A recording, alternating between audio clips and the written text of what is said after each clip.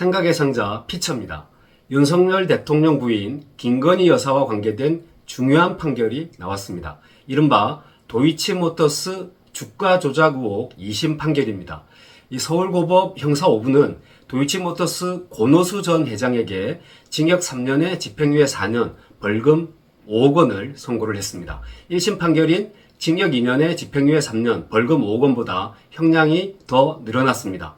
권 전 회장은 도이치모터스 주가가 하락하자 2010년부터 2012년 사이 이른바 주가 조작 선수들과 전 현직 증권사 임직원들과 짜고 도이치모터스 주가를 인위적으로 올린 혐의로 검찰에 기소됐습니다. 차명 계좌를 동원해서 조직적으로 통정 매매나 가장 매매 같은 부정한 방법을 동원했다고 검찰은 판단을 했습니다. 이날 판결의 핵심은 주가 조작 사건에 돈을 댄 전주 손모 씨가 징역 6개월에 집행유예 1년을 선고받은 점입니다. 손 씨의 계좌는 김건희 여사처럼 주가 조작에 활용이 됐는데 1심 재판부는 손 씨에게 무죄를 선고한 반면 2심은 주가 조작을 알면서도 방조한 혐의를 유죄로 판단했습니다. 검찰이 2심을 앞두고 주가 조작 방조 혐의를 추가해서 공소장을 변경하자 법원이 이를 받아들인 것인데요. 손 씨가 주가 조작의 공동정범은 아니더라도 주가 조작 사실을 알면서도 묵인한 혐의가 있다고 검찰과 법원 모두 인정한 셈입니다. 손 씨의 유죄 판결이 중요한 이유는 김건희 여사와 연관이 돼 있기 때문입니다.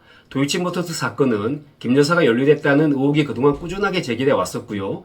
1심 재판부는 시세 조작에 김 여사 계좌 3개가 동원됐다는 점을 인정하면서도 공모 여부는 판단하지 않았습니다. 1심 판결이 내려지자 여권에서는 손 씨에게 무죄가 선고된 만큼 김 여사 역시 무죄라는 취지로 야권 공세를 반박했습니다. 그런데 2심 재판부가 손 씨의 주가 조작 방조 혐의를 인정했기 때문에 검찰이 김 여사의 기소 여부를 결정할 때도 영향을 줄 수밖에 없는 구조가 됐습니다. 김 여사가 자본시장법 위반 혐의로 고발된 것은 문재인 정부 시절인 2020년 4월입니다.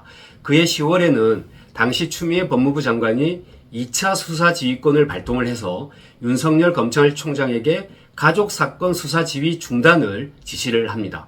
법원은 2021년 10월 주가 조작 선수 이모 씨 구속영장을 발부를 했고요.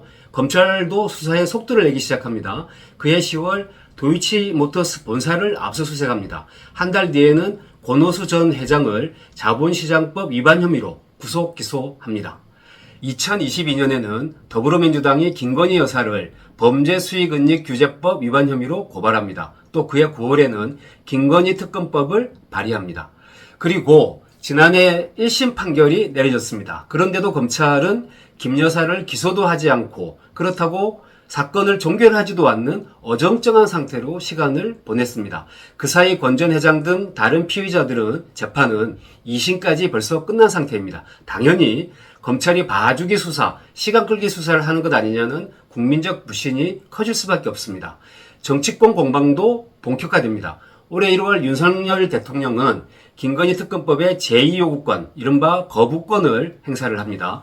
5월에는 김건희 여사의 도이치모터스 주가 조작 의혹 사건을 수사 지휘하는 서울중앙지검장을 교체를 했습니다. 그리고 올해 7월 검찰은 대통령 경호처 시설에서 김 여사를 12시간 동안 비공개 조사합니다.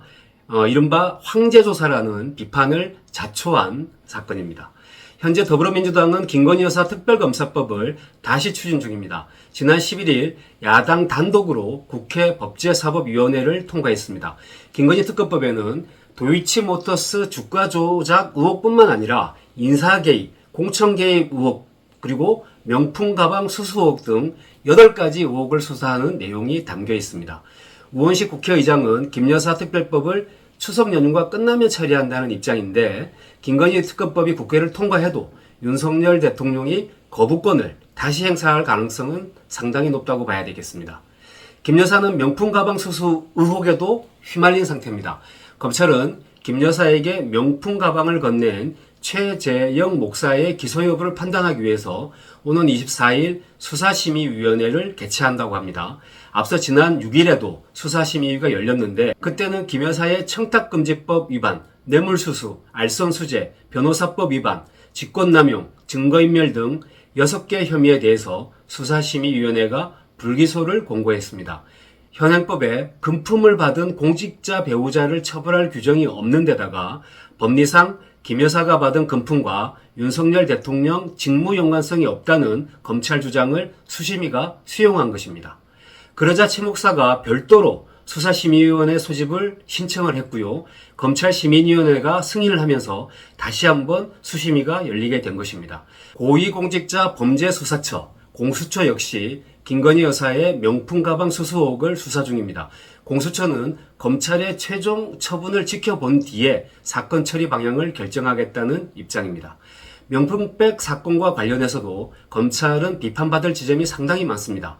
김 여사가 명품 가방을 받는 장면은 사실 많은 국민이 그 영상을 지켜봤습니다. 그런데도 검찰은 4개월 이상 쥐고 있다가 뒤늦게 수사에 착수했습니다.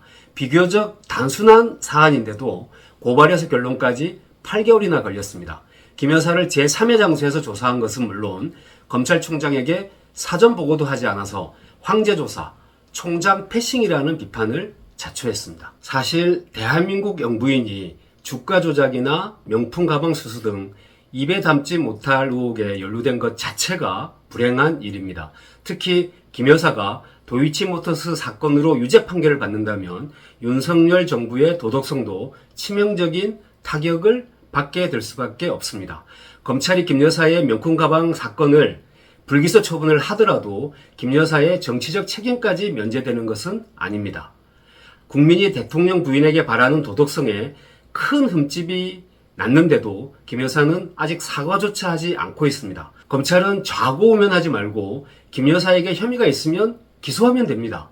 없으면 불기소 처분해야 합니다. 시간을 끌다가 국민적 의혹만 증폭될 뿐입니다. 윤 대통령이 이른바 김건희의 리스크를 어떻게 관리할지 국민이 지켜보고 있습니다. 생각의 상자 피처였습니다.